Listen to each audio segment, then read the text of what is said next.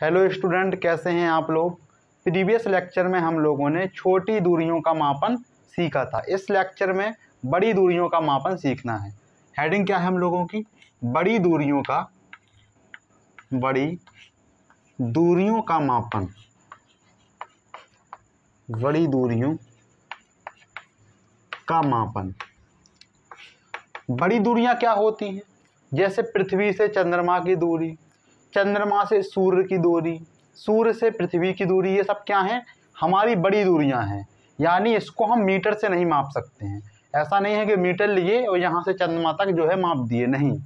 इसके लिए कुछ विधियां होती हैं, कुछ मात्रक होते हैं बड़े, जिनका उपयोग इस बड़ी दूरियों के मापन में करना है। तो पहले हम लोगों को क्या देखना है? व्यवहारिक मात्रक देखना है कि कौन कौन से मात्रक बड़ी दूरियों को मापने के लिए उपयोग में लाए जाते हैं। तो सबसे पहला मात्रक हम लोगों का है खगोलीय मात्रक। हेडिंग क्या डालनी है? व्यवहारिक मात्रक। व्यवहारिक मात्रक। सबसे पहला है खगोलीय मात्रक। खगोलीय मात्रक। एक खगोलीय बराबर होता है 1.5 गुणे 10⁻11 मीटर। कितना होता है? 1.5 गुणे 10⁻11 मीटर होता है एक खगोलीय मात्रक। दूसरा होता है हम लोगों का एक प्रकाश वर्ष। एक प्रकाश वर्ष, यानी इसको इंग्लिश में बोलते हैं लाइट ईयर। इसका होता है 9.467 इंटू 10⁻15 मीटर। कितना होता है? 9.467 इंटू 10⁻15 मीटर होता है एक लाइट ईयर। यानी जो हमारी लाइट होती है, प्रकाश होता है, एक वर्ष में जितनी दूरी चलता है वो दूरी क्या होती है? हमारी एक वर्ष होती है। ठीक है, तो एक प्रकाश वर्ष बराबर कितना होता है? 9.467 इंटू 10⁻15 मीटर। तीसरा होता है एक पारसेक। क्या होता है? पारसेक। और पारसेक बराबर होता है 3.087 गुणे 10⁻16 मीटर। कितना होता है? 3.087 गुणे 10⁻16 मीटर एक पारसेक बराबर होता है। इन तीन मात्रकों का हम लोगों में इसमें हम लोग मापेंगे बड़ी दूरियों को। ठीक है, कितनी बड़ी दूरियां हैं? इतनी बड़ी दूरियां हैं कि एक खगोलीय मात्रक बराबर 1.5 गुणे 10⁻11। कितना? 10⁻11 मीटर हम लोग इसमें अध्ययन करेंगे। एक प्रकाश वर्ष बराबर कितना होता है? 9.467। कई जगह 467 को आप लोग 9.5 भी लिख सकते हैं। तो 9.5 गुणे 10⁻15 मीटर एक पारसेक बराबर 3.087 गुणे 10⁻16 मीटर। इसको आप लोगों को याद करना है। ठीक है, अब इसके बाद चलते हैं बड़ी दूरियों को मापने की विधियों के बारे में, कि बड़ी दूरियों को मापने की विधियां क्या क्या होती हैं। इसको लिख लेंगे, अब आगे चलते हैं।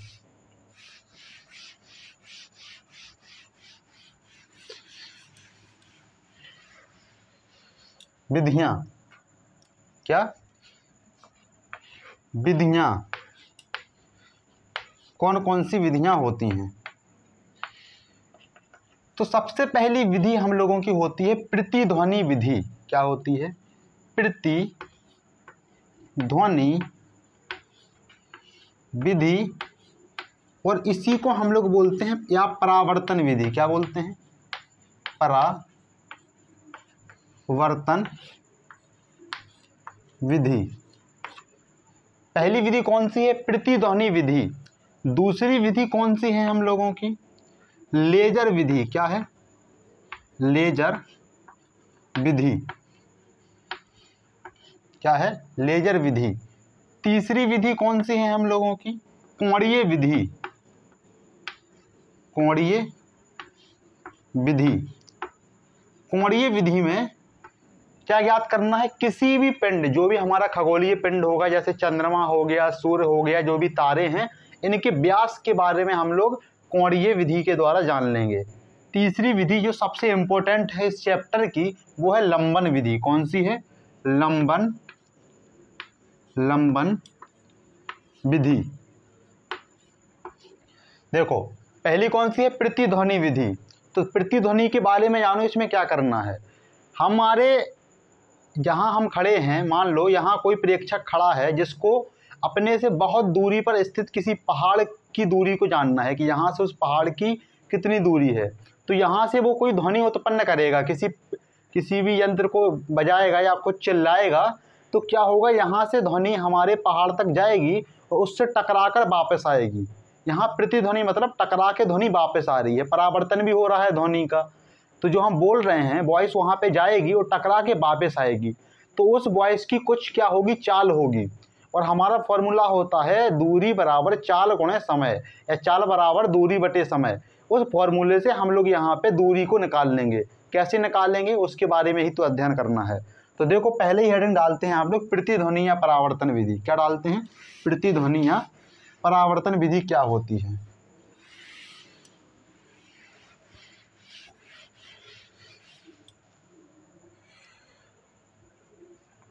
प्रतिध्वनि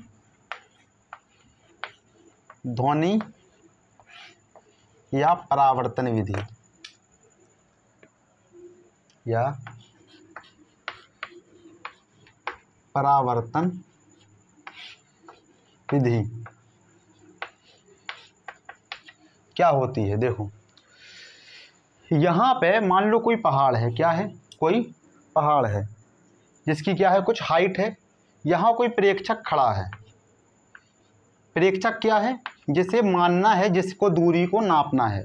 अब यहाँ से लेके उसे यहाँ तक की दूरी को जानना है। तो उसने ध्वनि किसी से उत्पन्न की, हमारी ध्वनि यहाँ से गई और फिर क्या हो गई, वहाँ से टकरा के वापस इसके पास आ गई। तो उस ध्वनि की कुछ चाल रही होगी। क्या रही होगी? स्पीड रही होगी। तो उसकी कुछ क्या रही होगी, चाल रही होगी, यानी वेग रहा होगा। क्या रहा होगा? वेग रहा होगा, वेग। और उसको यहाँ से वहाँ तक जाने में क्या लगा होगा, कुछ समय लगा होगा, कुछ समय लगा होगा। समय को मान रहे हैं स्मॉल टी से। और मान लो यहाँ से वहाँ तक की दूरी क्या है, एस है, एस।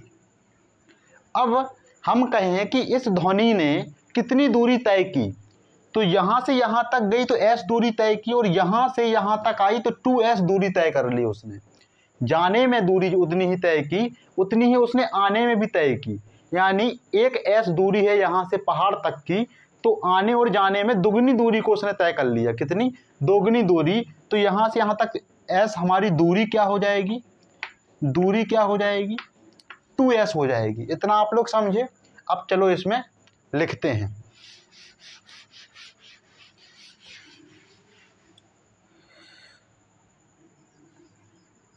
इस विधि में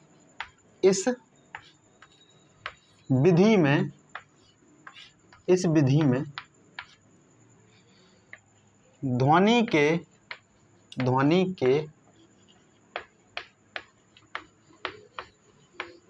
परावर्तन से दूर स्थित पहाड़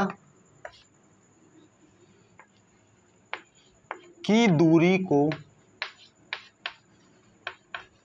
ज्ञात किया जा सकता है, ज्ञात किया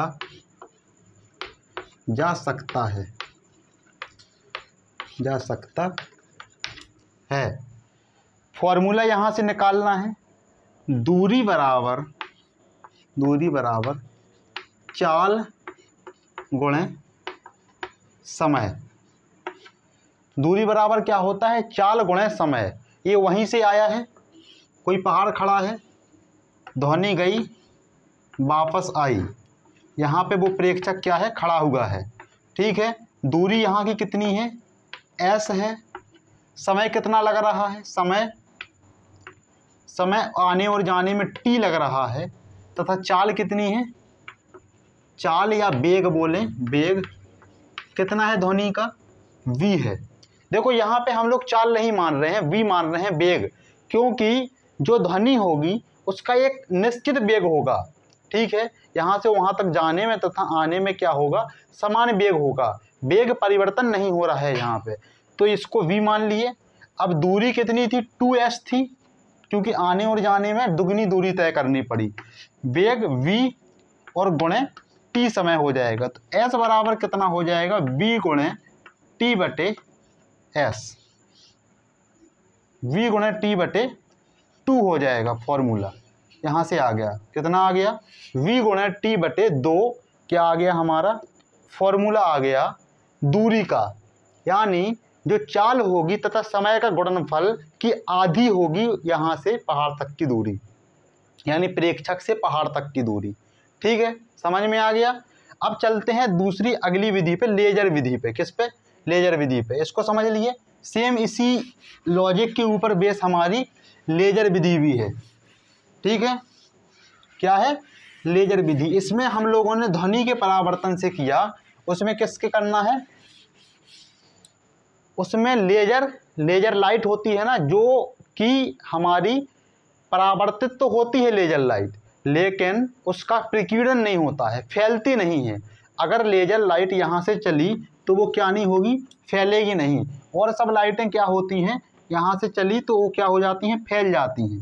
ठीक है, तो लेजर लाइट क्या होती है, जो एकदम सुसंगठित तरीके से चलती है, फैलेगी नहीं, यहाँ से चंद्रमा तक जाएगी तो चंद्रमा से वापस होके आ जाएगी। तो लेजर विधि के द्वारा हम लोग मान लेते हैं पृथ्वी से चंद्रमा की दूरी को ज्ञात करना है। क्या करना है, दूसरी विधि डालेंगे, लेजर विधि द्वारा, लेजर विधि द्वारा पृथ्वी से चंद्रमा की दूरी ज्ञात करना। देखो, लाइट कोई है, उसको हम लोग चंद्रमा पे भेजेंगे और चंद्रमा से लाइट पृथ्वी पे वापस आएगी, कुछ समय लगेगा। और लाइट का वेग कितना होता है, चाल कितनी होती है, 3 गुणा 10 की घाते 8। तो यहाँ पे वेग तो हमारा कांस्टेंट है। अगर हमें सिर्फ समय पता चल जाए कि कोई प्रकाश चंद्रमा तक जाने में तथा आने में कितना समय ले रहा है, तो हमें उसकी दूरी भी पता चल जाएगी। क्या चल जाएगी, दूरी भी पता चल जाएगी। तो इसमें थ्योरी नहीं लिखते हैं, कोई चंद्रमा है, मान लो ये चंद्रमा है, कोई ये क्या है, पृथ्वी है, प्रकाश यहाँ से वहाँ तक गया और वहाँ से यहाँ तक क्या हो गया, वापस आ गया। यानी उसने जो दूरी तय की, दूरी कितनी तय की, 2s दूरी तय की। यहाँ से यहाँ तक की दूरी अगर s है तो उसने 2s दूरी तय की। चाल कितनी है, चाल यहाँ पे c है। ठीक है, प्रकाश की चाल को कांस्टेंट मानते हैं, जिसको c लिखते हैं, बराबर 3 गुणे 10 की घाते 8 मीटर प्रति सेकंड। और अगर कहें तो समय कितना है, समय हम लोगों को पता नहीं है, तो मान लेते हैं कि t है समय। तो अब चाल बराबर दूरी बटे समय से हम लोग दूरी बराबर चाल गुणे समय, और यहाँ से 2s बराबर c इंटू टी और s बराबर c इंटू टी बटे 2। ये क्या आ गया, हम लोगों का एक फॉर्मूला आ गया। यानी लेजर विधि से क्या कर लेंगे, चंद्रमा से पृथ्वी की दूरी कितनी होगी, जो प्रकाश की चाल होगी तथा जो प्रकाश को आने और जाने में समय लगेगा, बटे उसका 2 कर देंगे। ये हमारी आ गई क्या, पृथ्वी से चंद्रमा की दूरी। ठीक है, अब लिखते हैं अगली विधि, कोणीय विधि। क्या लिखनी है, कोणीय विधि।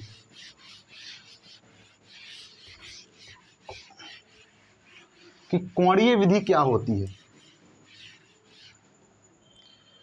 क्या डालना है, कोणीय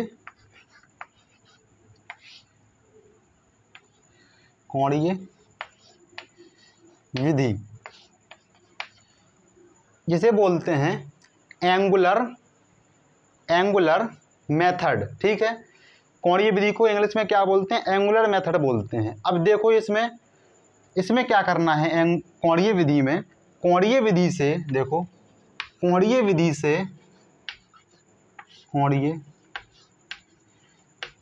विधि से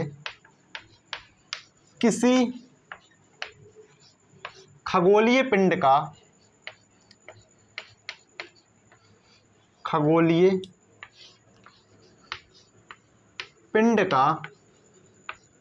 व्यास ज्ञात करते हैं। क्या करते हैं? व्यास ज्ञात करते हैं। कैसे करते हैं? एक पृथ्वी होती है अपनी, पृथ्वी, और मान लो कोई खगोलीय पिंड है। पृथ्वी के एक बिंदु से खड़े होके हम लोगों ने इस प्रकार दो प्रकाश लाइट ली। एक बिंदु P है, दूसरा बिंदु यहाँ पे क्या है? Q है। इसको कुछ मान लो बिंदु E मान लो, ठीक है। ये क्या है? इसका व्यास है। P और Q को मिलाने वाला उस खगोलीय पिंड का क्या है? व्यास है। इसका कोई कोण मान लो अल्फा है। क्या है? अल्फा। अब हम लोगों का एक फॉर्मूला हम लोग जानते हैं कि कोण बराबर क्या होता है? चाप बटे त्रिज्या। कोण बराबर क्या होता है? चाप बटे त्रिज्या। अब यहाँ पे इसको मान लो अगर व्यास d है और यहाँ से पृथ्वी से चंद्रमा की दूरी मान लो s है। क्या है? s है। इतनी ये दूरी क्या है? s है। क्या मानना है? पृथ्वी से चंद्रमा की दूरी s है इसके केंद्र पे, तो ये d है, तो हम लोग मान लेंगे चाप हो जाएगा हमारा d और बटे त्रिज्या हो जाएगी s, और कोण क्या है? अल्फा है। कोण क्या है? अल्फा है। सबसे बड़ी बात ये है कि ये चाप कैसे हो गया? जब हम लोगों ने चाप बटे त्रिज्या पढ़ा होगा तो इस प्रकार कोई वृत्त रहा होगा, केंद्र से इस प्रकार दो रेखाएं अगर हैं तो ये जो है चाप हो जाता हमारा। ये जो दूरी होती थी ये चाप होती थी, तथा केंद्र से जो हमारी परिधि होती थी उसके बीच की दूरी r होती थी। ये तो समझ में आ गया कि यहाँ तो कोई वृत्त भी नहीं है। अच्छा, इस प्रकार कोई वृत्त होना चाहिए था इस प्रकार, लेकिन ये क्या नहीं है? कोई गोलाकार भी नहीं है, ठीक है। अगर इतना होता तब तो मान लेते थे ये केंद्र मान लिए वृत्त का, जो एक हमने इमेजिनरी वृत्त खींचा है, और ये क्या हो जाती? उसकी परिधि हो जाती। लेकिन ये तो एक सीधी लाइन है। व्यास क्या होता है? केंद्र से दो रेखाओं को मिलाता है, यानी उसमें कोई भी कर्व नहीं होता है, कोई भी मुड़ा हुआ नहीं होता है। अब ये सोचो कि पृथ्वी से चंद्रमा की दूरी बहुत दूर है। चंद्रमा क्या है? चंद्रमा का व्यास जितना बड़ा है उससे कई गुना दूरी क्या है हमारी? यहाँ से पृथ्वी से चंद्रमा की दूरी है, यानी जो खगोलीय पिंड नाप रहे हैं उसकी दूरी है। तो अगर कोई भी वृत्त ए लिए, वृत्त इतने में तो दिख रहा है, इसको अगर हम इसका छोटा सा एकदम पार्ट लें, छोटा सा एक पार्ट लें, तो इसके कर्व क्या है? बहुत कम रहेगा। यानी इसको अगर हम लोग देखें तो ये कुछ इस प्रकार ही दिखेगा। छोटा सा पार्ट को जूम करें तो इसमें हमें इसके कर्व के बारे में पता नहीं चल रहा है, ठीक है। तो हम लोग क्या मान रहे हैं कि जो पृथ्वी से चंद्रमा की दूरी है उसकी अपेक्षा चंद्रमा का जो व्यास है वो बहुत कम है। क्या है? बहुत कम है। तो उसका जो व्यास है, जो कर्व है, वो हमें पता ही नहीं चल पा रहा है कि एक्चुअली वो कर्व है। तो जो इमेजिनरी वृत्त है उसकी त्रिज्या कितनी है? जो हमारी पृथ्वी से चंद्रमा की दूरी है वो s है, और जो हमारी चाप है वो कितना है? d है, ठीक है। अब यहाँ कन्फ्यूज नहीं होना है। सीधे अगर हम बता भी देते कि सीधे सीधे जो है इसको चाप मान लिए d को, ये त्रिज्या हो गई यहाँ से यहाँ तक की दूरी, तो आप लोग क्या ना होते? समझ ना पाते बस, लेकिन याद कर लेते तो उसका कोई मतलब ना रहता। तो कोण बराबर क्या हो गया? d/s हो गया। अब हमें क्या निकालना है? s, इसको d को निकालना है। तो d बराबर क्या हो जाएगा? अल्फा इंटू s, ठीक है। d क्या है? चंद्रमा का व्यास है, ठीक है। d क्या है? चंद्रमा का व्यास है। अब अच्छा, इस फॉर्मूले से हम लोग पृथ्वी से चंद्रमा की दूरी भी निकाल सकते हैं। क्या निकाल सकते हैं? पृथ्वी से चंद्रमा की दूरी। सिर्फ यहाँ पे s निकाल लेंगे तो s बराबर क्या हो जाएगा? d/अल्फा हो जाएगा, ठीक है। तो इतना आप लोग समझ गए। जहाँ पे d क्या है, जहाँ लिख लो, जहाँ d चंद्रमा का व्यास यहाँ पे चंद्रमा कोई खगोलीय पिंड हमने माना है, ठीक है। चंद्रमा क्या माना है, जो खगोलीय पिंड है उसका व्यास, इसको हमने चंद्रमा को मान लिया है कि चंद्रमा क्या है, हमारा खगोलीय पिंड है। उसको निकाल करके आप लोग मान लेंगे कि किसी भी खगोलीय पिंड को निकाल सकते हैं इस प्रकार। तो डी चंद्रमा का व्यास है तथा एस पृथ्वी से चंद्रमा की दूरी क्या है, पृथ्वी से चंद्रमा की दूरी। आप लोगों को कोणीय विधि भी क्या हो गई, समझ में आ गई। अब चलते हैं लंबन विधि पे। किस पे चलते हैं, लंबन विधि के ऊपर चलते हैं।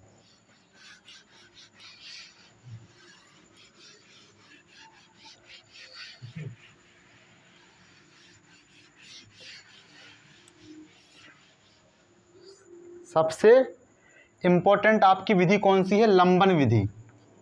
लंबन विधि। और लंबन विधि से हमें क्या याद करना है, पृथ्वी से किसी खगोलीय पिंड के बीच की दूरी को ज्ञात करना है। लंबन विधि से पृथ्वी से किसी खगोलीय पिंड की दूरी को ज्ञात करना है। तो देखो लंबन विधि में क्या करते हैं कि पृथ्वी पर दो स्थानों से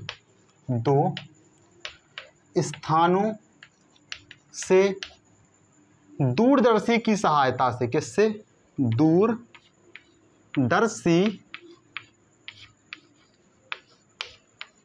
की सहायता से खगोलीय पिंड के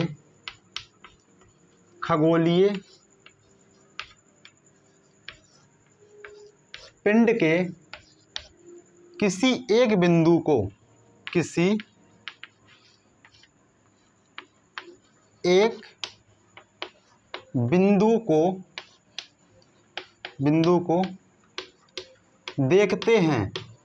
देखते हैं। जो हम लोग देख रहे हैं, पृथ्वी पर खड़े हैं, एक बिंदु यहाँ से देखेंगे उसी पिंड को, उसी बिंदु को, और एक दूसरे बिंदु से देखेंगे खगोलीय पिंड को उसी बिंदु से। तो क्या होगा, यहाँ से जो प्रकाश उस बिंदु पे जा रहा है तथा दूसरे स्थान से जो खगोलीय पिंड को देख रहे हैं, तो उनके बीच में क्या बनेगा, एक एंगल बनेगा। जैसे हम लोग अल्फा मानेंगे तथा उस कोण को मानेंगे लंबन कोण। क्या मानेंगे, लंबन कोण। पृथ्वी पर दो स्थानों से दूरदर्शी की सहायता से खगोलीय पिंड के किसी एक बिंदु को देखते हैं, तो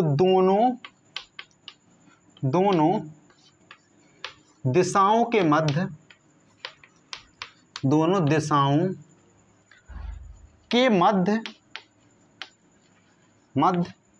कोई कोण बनेगा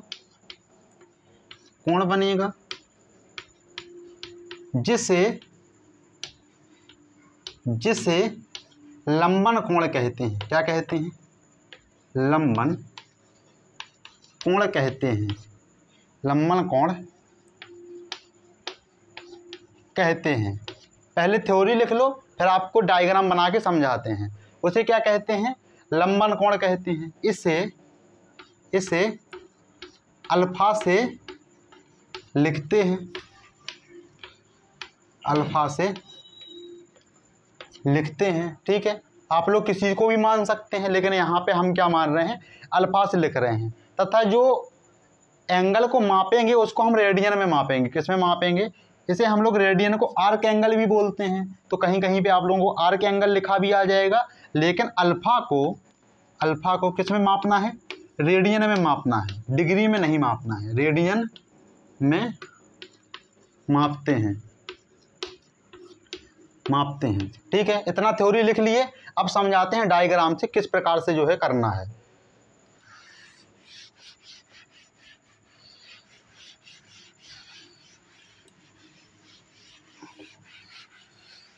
तो देखो, ये हमारी मान लो कोई पृथ्वी है। क्या है, एक पृथ्वी है, ठीक है। यहाँ पे कोई एक दूरदर्शी है, कोई क्या है, दूरदर्शी है, ठीक है। कोई आदमी यहाँ पे खड़ा होके इससे देख रहा है। और एक यहाँ पे दूरदर्शी है,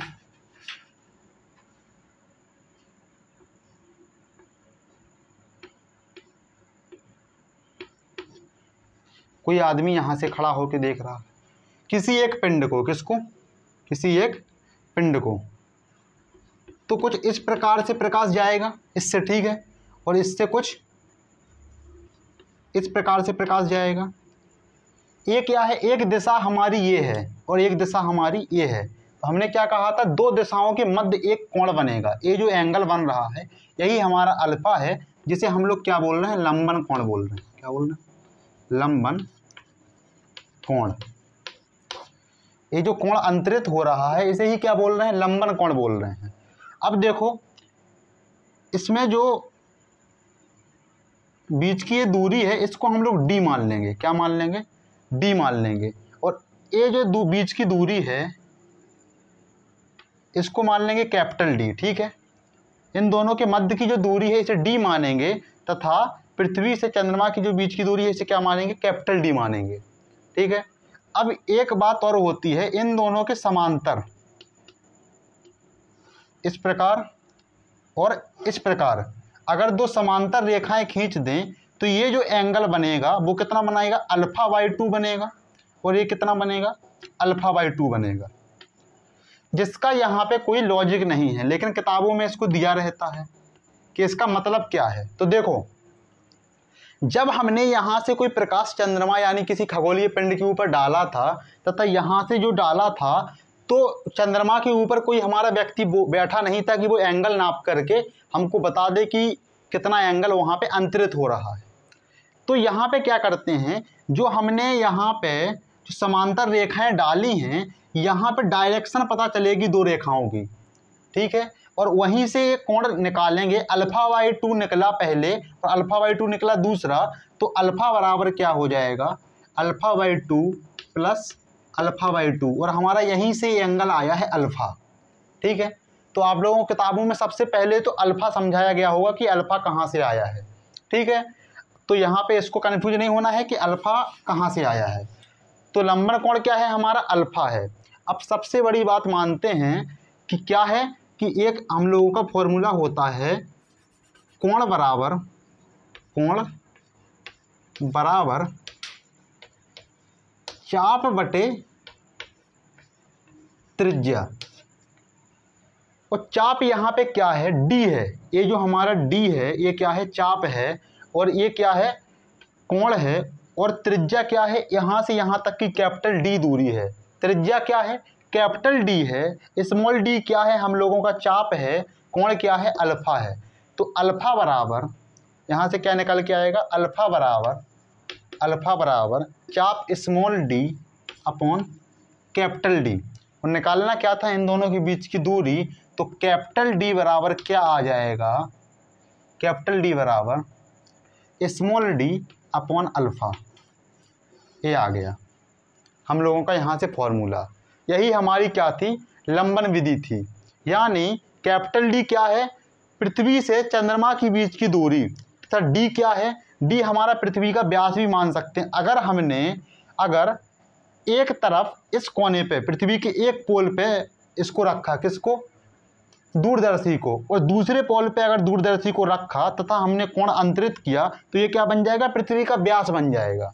दो स्थानों की जगह एक पार्टिकुलर कंडीशन दे देंगे कि पृथ्वी के एक बिंदु पर क्या रखेंगे, एक दूरदर्शी को रखेंगे, और पृथ्वी के दूसरे पोल पर दूसरे दूरदर्शी को रखेंगे, तो बीच की दूरी क्या बन जाएगी, पृथ्वी का व्यास बन जाएगा, ठीक है। तो ऐसे भी कर सकते हैं। और अगर कंडीशन एक स्मॉल डी हमको दिया है कि एक हमने सूक्ष्मदर्शी को इतनी दूरी पर रखा तथा कुछ मीटर की, इतनी मीटर की दूरी पे दूसरे दूरदर्शी को रखा, तो उनके बीच की दूरी पता चल जाएगी। तो यहाँ पे पृथ्वी के व्यास को हम लोगों को नहीं लिखना है।